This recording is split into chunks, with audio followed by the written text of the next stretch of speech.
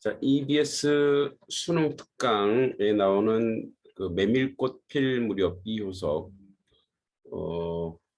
뭐랄까, 그 한 편의 시와 같은 소설이라고 할까, 굉장히 문학성이 높죠. 올해 수능에 나올 가능성도 높고요. 뭐 여러분들은 올해 수능을 안 보지만 그래도 한번 작품은 꾸준히 정리해 주는 게 좋습니다. 자, 봅시다. 단편 순수 소설입니다. 자, 낭만적 서정적이라는 거죠. 그래서 시적이에요, 시적. 소설 자체가 굉장히 시를 보는 듯한 느낌이죠. 배경, 어느 여름 낮에서부터 밤, 공간적 배경은 봉평장터에서 대화장으로 가는 길. 아주 리얼리티가 뛰어나죠. 봉평과 대화는 다 있는 거죠. 강원도 평창 지역에 위치해 있죠. 자, 전지적 작가 시점입니다.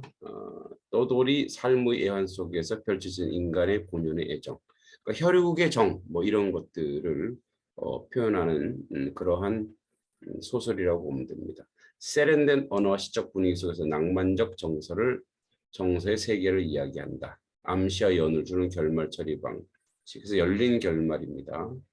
달밤, 메밀꽃밭 등을 소재를 통해서 낭만적 분위기를 형성하고 작품 전개의 개연성과 필연성을 있을 법한 영역에 부여한다.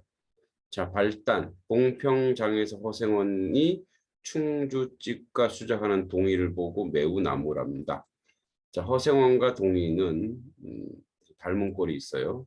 그날 밤 허생원은 동의, 조선달, 그러니까 허생원의 이제 장돌뱅이 친구예요.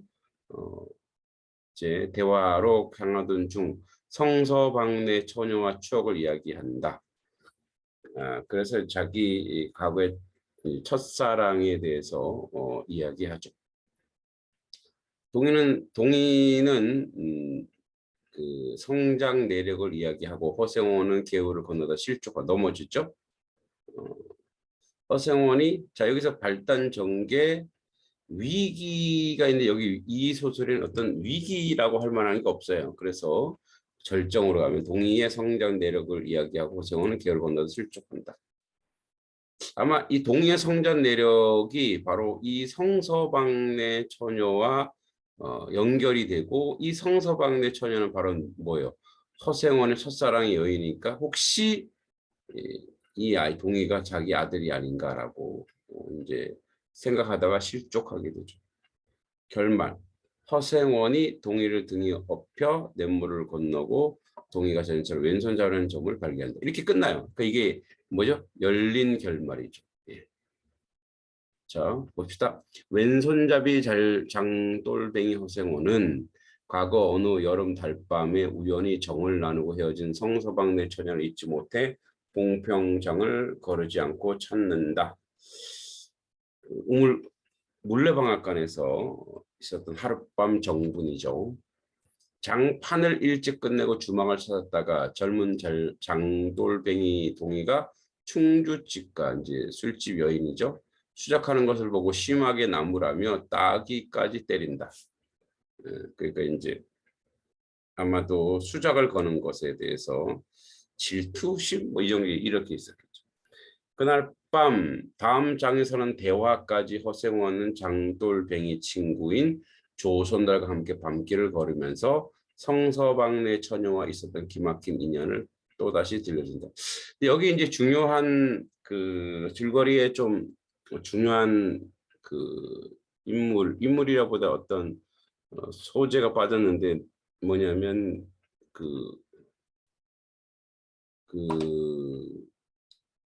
이 여기 있는 장돌뱅이 허생원의 당나귀가 있어요. 순놈 당나귀가 이 허생원의 삶과 늙은 당나귀죠. 그런 모습과 연결됩니다. 일단 이제 본문에 좀 나오는 거 봅시다. 이들 일행이 되어 대화장까지 같이 가던 중 동희에게 낮에 일을 사과하던 허생원의 동희가 집안사정을 듣다가 동희의 모친이 성서방내 처녀일 수 있다는 기대를 한다. 허생원은 대화장이 끝나면 동희의 모친 산단 제천으로 가기로 결정한다. 그러니까 이제 그 제천, 봉평, 대화 다 이렇게 가까운 곳이에요. 그러니까 봉평, 대화는 그 평창 쪽에 있는 그 강원도고, 이 제천은 충청도예요. 잠깐만 이거 한번 잠깐 볼까요? 지도 잠깐 봅시다. 봉평, 대화, 제천. 그러니까 요게 사실 근처죠, 근처. 지도. 뭐 이호석의 메밀꽃 필 무렵 그림 좋죠. 요 밤에 길을 걸으면서 쭉 얘기하고 있는데 여기 동이 이제 조선달 허생원 이렇게 나오죠. 네. 이쁘네, 그죠?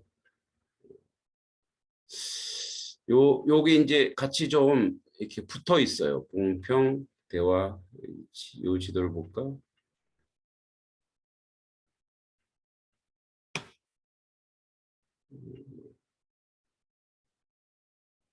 여기는 아니네. 옛날 지도 같은데, 그죠? 왜 원주인데? 하여튼 이렇게 좀 연결되어 있다라는 거 기억해 두면 될 것 같습니다. 자,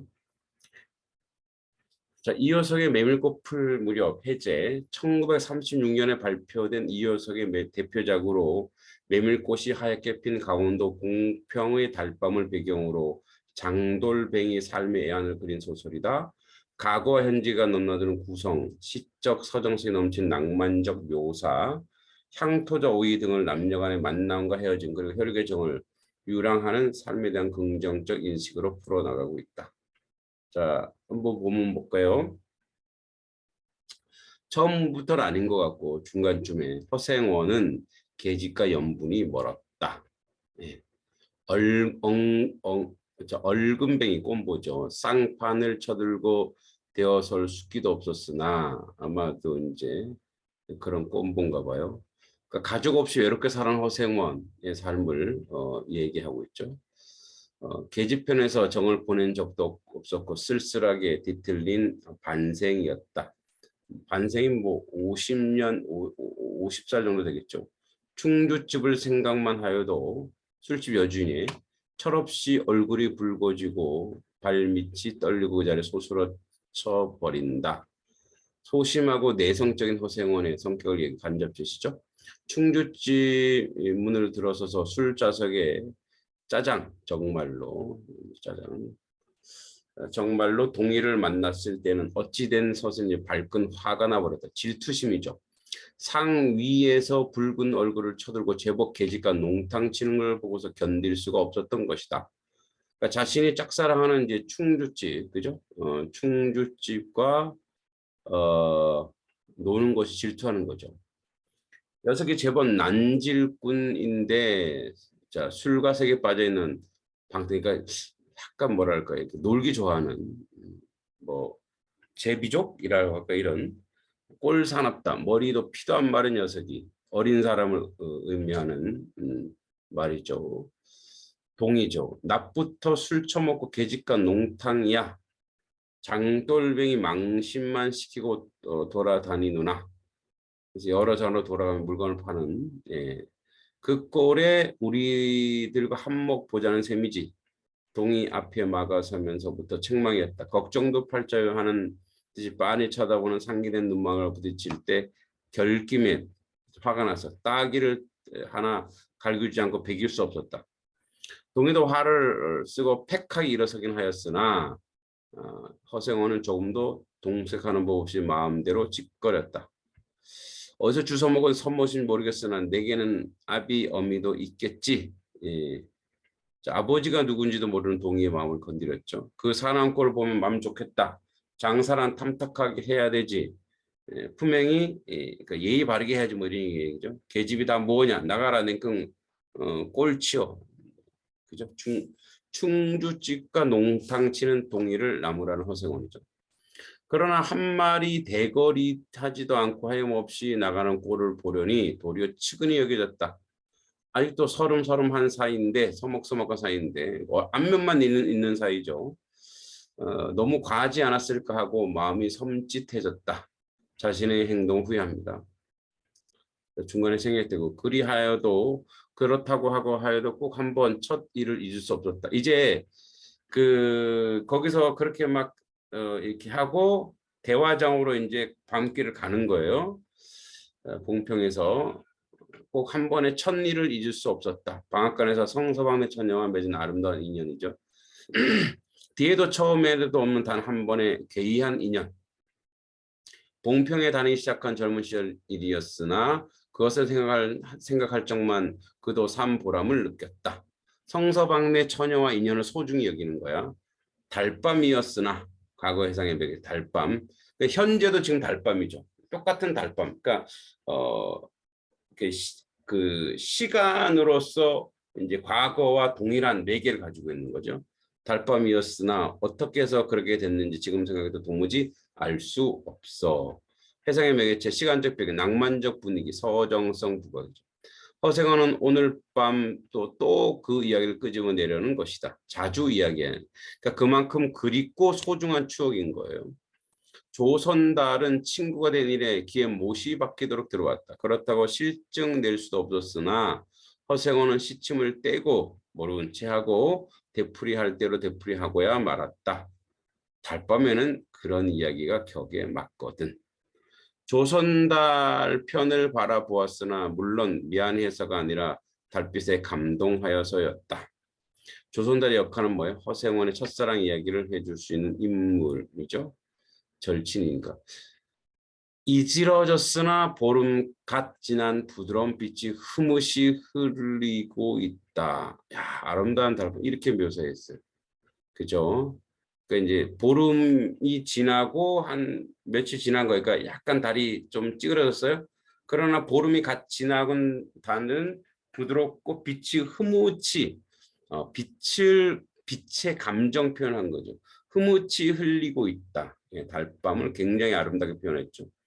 대화까지는 80리 밤길 이제 대화하기에 대화까지 80리나 되니까 말하기에는 굉장히 충분한 시간이라는 거죠. 고개를 둘이나 넘고 개울을 하나 건너고 벌판과 산길을 걸어야 된다. 길은 지금 긴 산허리에 걸려 있다. 이제 산 중턱에 걸어가고 있어요. 그죠? 밤중 지난 무렵에 죽은 뜻이 고요한 속에서 짐승 같은 달의 숨소리가 달을 짐승 같은 달이라 했어요. 손에 잡힐 듯 들리며 달의 숨소리에 들리듯 조용한 시각에 청각하죠. 그죠? 그래서 공감각적 신상이 감각의 전이 짐승 같은 달의 숨소리라 했죠. 그러니까 이제 달을 이제 다른 시각이죠. 그리고 소리라 했죠. 청각하겠죠. 공감하죠.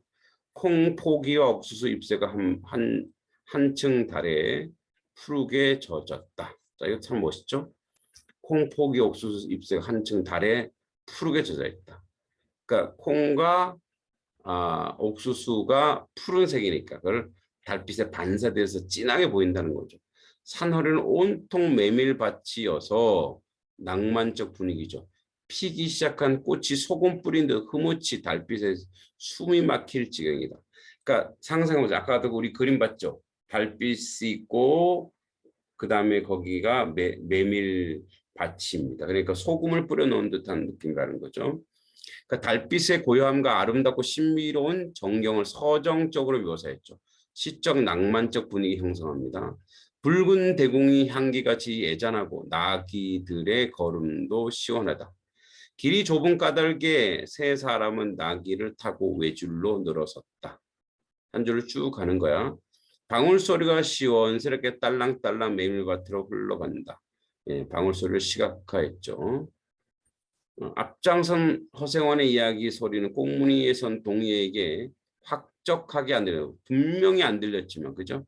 허생원 이야기에 동의에 들리지 않음으로써 허생원 이야기에 동의에 들었으면 동의가 이제 아들임을 알려지는 이야기 끝날 수도 있다는 거죠. 봉평에서 대화로 가는 밤길 옛 일을 떠올린 허생원은 장선 꼭 이런 날 밤이었네. 장이선 장이 열리는 이런 밤이었다는 거죠. 객주집 토방이란 무더워서 잠이 들어야지. 예전에 나그네리 먹고 가는 이제 여관, 그죠? 밤중은 대에서 혼자 일어나 개울가에 목욕하러 나갔지. 봉평은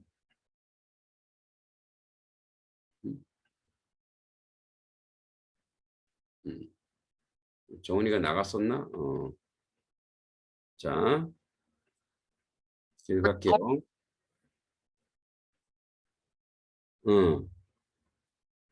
장이선 꼭 이런 날 밤이었네. 객줍지 토방이란 무더워서 잠이 들어야지. 밤중은 대에서 혼자 일어나 개울가에 목욕하러 나갔지. 봉평은 지금이나 그제나 마찬가지 보이는 곳마다 메밀밭이어서 개울가 어디 없이 하얀 꽃이야. 예.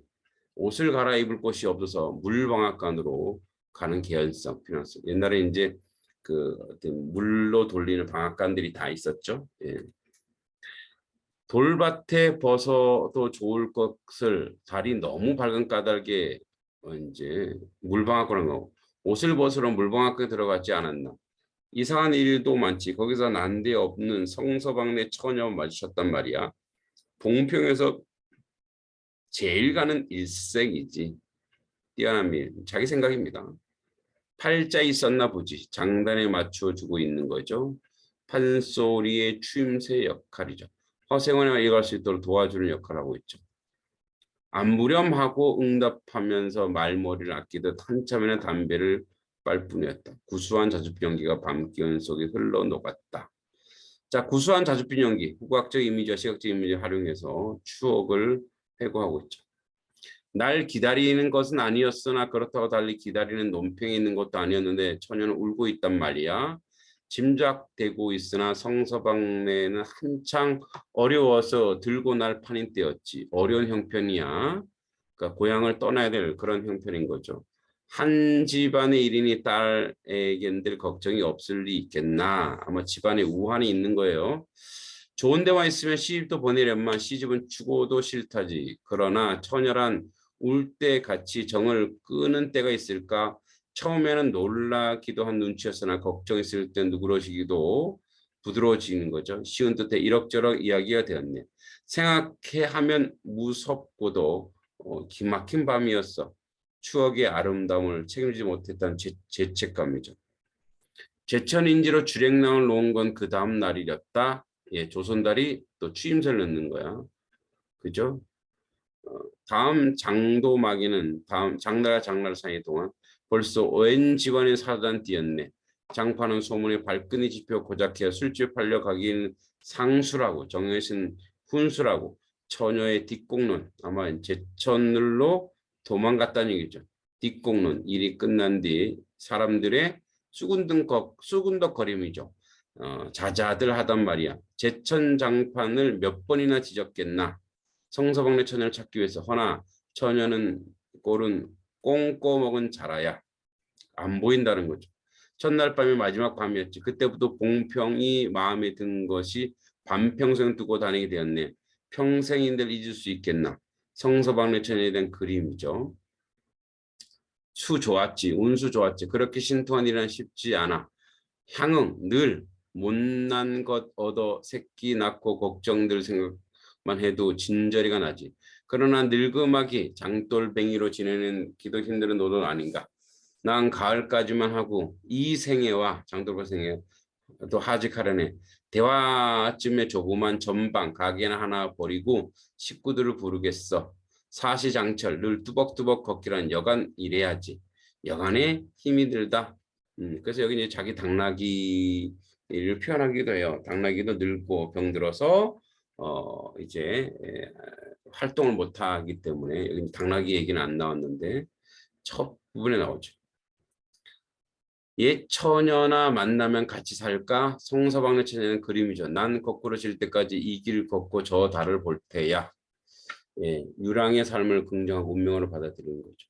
산길을 벗어나 큰 길로 튀어졌다. 일행이 나란히 대화를 나눌 수 있다. 이제 한 줄로 가다가 길이 작아졌죠. 이제는 뭐예요? 큰 길이니까 서로 옆으로 있는 거죠.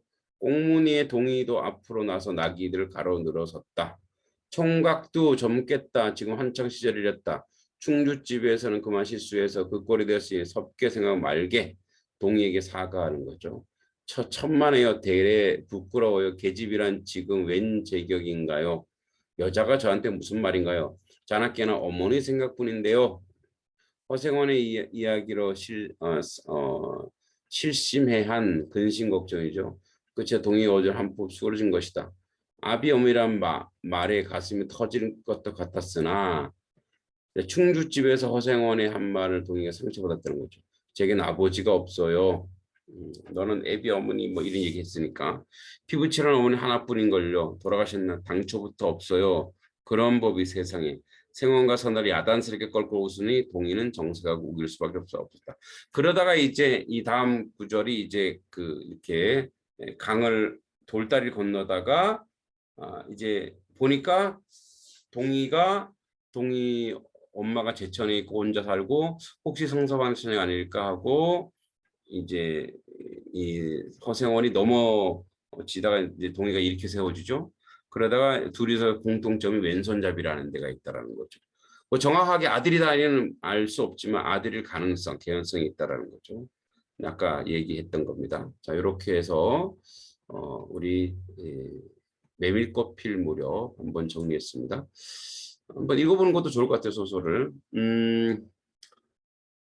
자, 이렇게 그 정리는 끝내고요. 월요일 날 공지를 하겠지만 월요일이나 화요일 정도에는 또 문제를 풀어봐야 되겠죠. 현대소설 이 메밀꽃 필 무렵을 좀 정리하고 문제를 풀어보기로 하겠습니다. 자, 오늘 수고했습니다. 좋은 시간 되시고 여기까지.